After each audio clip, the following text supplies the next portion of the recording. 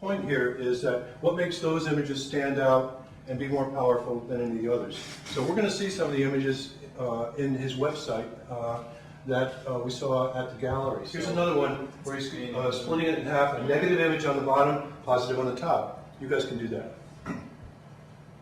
You have the skills. Here's a really famous image. Let me pause this, if I can get over here in time.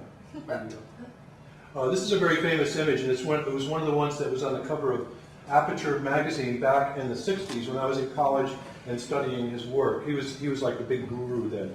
Notice that the image is symmetrical left and right from here. Everything on this side is the same as this side. It's just mirrored. Some children on the beach in front of probably a sunset, which is why with the light beyond them, they're in shadow, the light is beyond them, and it works perfectly. And you in the darkroom, do you have to like actually flip the negative to get the mirrored image of it, or like the tree? Yeah. Those slides. Yeah, and I know that what he does is let's say he's doing 11 by 14 in his standard form. Actually, his are 16 by 20. So he's got these big enlargers and big easels. And what he does when he plans, he doesn't sandwich that much according to the curator. What he does is he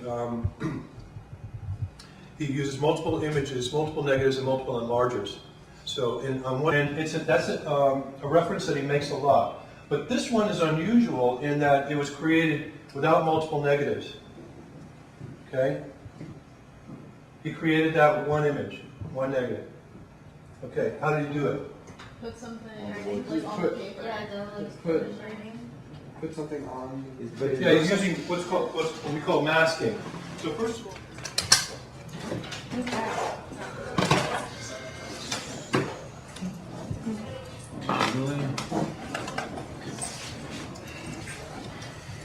this would be a perfect one to do that. Yeah, that's what I'm trying to You could do, like this. He does those things. It's like, what's that show? That